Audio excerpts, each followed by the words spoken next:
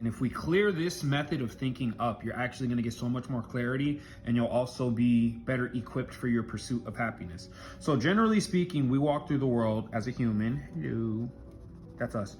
We walk through the world chasing things, right? Chasing an object or an objective, object/objective, right?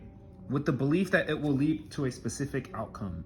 So for instance, we believe that in getting the objective of money, right? We believe that in becoming rich, we will reach the outcome of happiness. Or we believe that in achieving the objective of fitness, right? We will experience joy. Now this is pretty standard, right? This is not hard to understand, right? Is if you want to be like happy, then if being poor is making you miserable, then you would naturally assume that being rich would be the solution to your misery, right? Or if you're unhappy, right, and you're out of shape, you would assume that by becoming fit, that would solve your unhappiness and lead you to joy. So there's nothing wrong with that, right? It's pretty standard thinking. The problem is oftentimes we assume that the objective is what bridges the gap, but it's not the objective so much that we're after, it's the outcome. We're not interested in becoming rich, we're interested in becoming happy.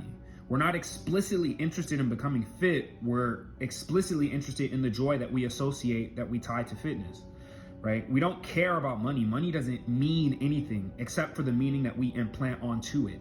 And so if you're attaching happiness, satisfaction to money, the money is just a vessel for the emotional response to the money that you're expecting. Anyway, that's a really important distinction to make, is the object itself isn't what you're after. The object is irrelevant. That's kind of like, it's like the mask that your actual objective is wearing, right? Because you don't care about money. Money doesn't mean anything. You're after the happiness that you're assuming the money will provide.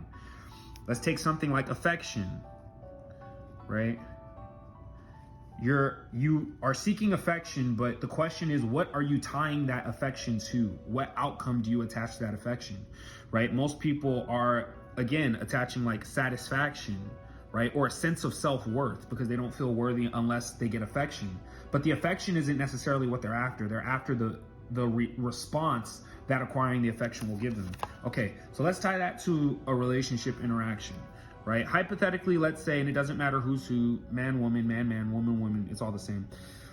Let's say that one of these people, right, they want to feel valued, but they don't feel valued. And they're assessing the situation and they're saying, hey, my partner doesn't kiss me when I come home. And so maybe if they kiss me when I come home, that will solve our problem because I don't feel loved, right? And I would feel loved if you came into the house and you gave me a kiss, right? So this is the object that they're tying their problem as a solution to. They're saying, if I get that kiss when you come through the door, then I will feel loved. Now, here's the key. They don't give a fuck about the kiss at the door. That's just the mask. What they're actually after is the desired outcome. It's what's underneath what that kiss is gonna mean, what that kiss is gonna give them. When I come through the door, you're gonna give me a kiss, and because you gave me a kiss, I'm going to feel loved. So the kiss is actually irrelevant. What they're actually after is this. They want to feel loved. This is what it means to actually listen to your partner, is they're gonna be saying things, especially if I'm being honest, in a relationship that's masculine, that's led by the masculine rather. It's your job as the man to do this kind of listening, is when your partner is telling you, I'm unhappy about this, you're supposed to deeply listen and say, okay, this is just the surface, right? You're saying you want this, but what end result are you actually striving for? Because maybe you don't necessarily need this, though this could help, right? Maybe this is the vessel that you're most satisfied with, but what you're actually after is this. So if my partner wants to feel more loved, it's not necessarily that I need to kiss them at the door. It's more like I need to do things that lead them to feeling more loved. That might be, checking in on them. That might be letting them know how their presence is valued. It might be, allowing yourself to want their body, telling her that she's beautiful, telling her like, damn, baby, I'm craving you right now, right? The kiss at the door isn't exactly what they're after, right? It's feeling loved, feeling wanted, feeling appreciated. And this isn't the only object that can deliver it. The kiss at the door can't do it. I hope that this is making sense, okay? So basically what I'm saying is you need to shift the way that you think. You need to stop looking at the object as your primary goal and shift to understanding that as human beings, objects don't mean shit. The material world really does not mean shit, because we are embedding emotional, psychological meanings onto these objects, right? A cup, you can put the cup in the frame. Thank you, baby. The cup is just a cup, right? It's nothing to get excited over. But when you're thirsty, if the cup is full of water, all of a sudden it's valuable, but it's not because it's inherently valuable. It's because you've embedded a meaning onto what the cup represents, and it represents a solution to your thirst, right? That's not implicit. That's literally like embedded. Like you are projecting that meaning onto it.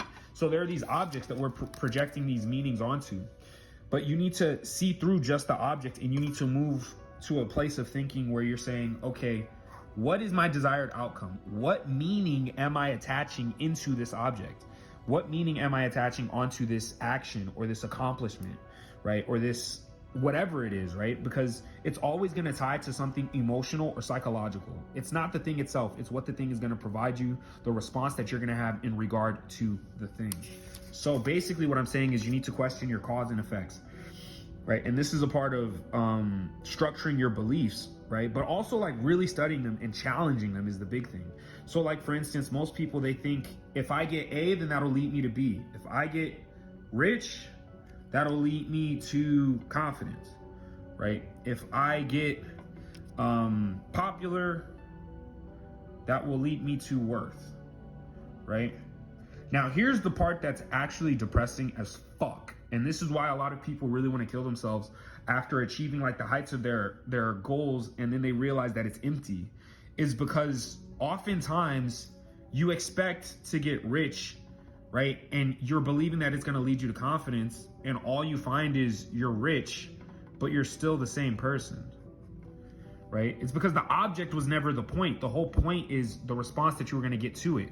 Money does not have anything other than itself. Money will just lead you to money, right? If you are depressed and you get rich, right? And the depression is an emotional state, it's a psychological state. The money isn't going to change that. You're just going to be rich, but now you're going to be depressed, and you'll probably become more depressed because you don't have a scapegoat anymore. You can't blame it on poverty, right? And so if hypothetically you were in a relationship, let's tie it back to the kiss at the door example, right? They're saying if you gave me a kiss at the door, if you took me on more dates or whatever the thing is, right? You can embed whatever the yearning is. You're saying you're yearning this, and if you got yearning, then it would lead you to happiness. Here's where the most depressing thing would happen is if you weren't aware that what you're actually after is the love that you're associating that yearning with satisfying. And then you get the kiss at the door and you realize, oh shit, it's not enough. Like, I'm still unhappy. I'm still not happy with my partner. It's because you weren't actually after this thing, and after they gave it to you, now you realize, fuck, maybe it's something else, right? Maybe it's a different act. Maybe I need them to take me on more dates, or maybe I need them to call me pretty, or I need them to respond to my text messages faster. The whole point is you're going to continually move to different scapegoats until you realize the root of the problem is not the mask.